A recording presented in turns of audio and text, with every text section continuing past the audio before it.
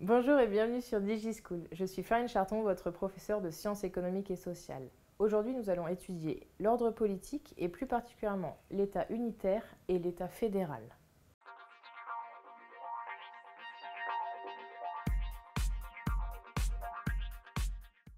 Alors, quelle est la définition d'un État unitaire? Un État unitaire, c'est un État au sein duquel le pouvoir politique est centralisé. Centralisé, ça veut dire que les organes politiques, les institutions, le Parlement par exemple, appartiennent au même territoire et sont valables pour l'ensemble du territoire. De plus, les lois sont uniques pour l'ensemble des citoyens, c'est-à-dire que tous les citoyens sont soumis tout simplement aux mêmes lois. Un exemple que vous connaissez bien, la France. Ça s'oppose l'État unitaire à l'État fédéral. Alors, un État fédéral, contrairement à son État unitaire, le pouvoir politique, il est partagé.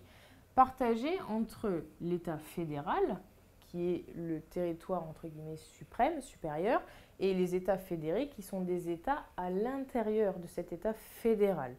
Et en fait, la différence, c'est qu'une certaine autonomie est laissée aux États fédérés. Alors, une autonomie, ça veut dire quoi?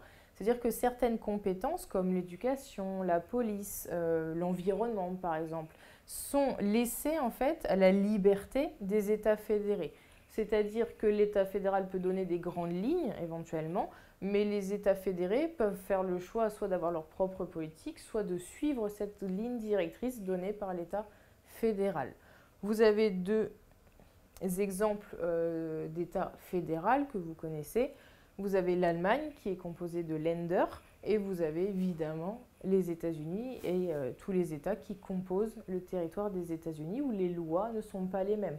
Par exemple, vous devez savoir que dans certains États, la peine de mort est toujours autorisée alors que dans d'autres États, elle est interdite. C'est un exemple où une certaine autonomie est laissée aux États. Merci d'avoir visionné cette vidéo, j'espère qu'elle vous aura été utile. N'hésitez pas à vous abonner à la chaîne et si vous avez des questions, mettez-les en commentaire. À bientôt sur DigiSchool.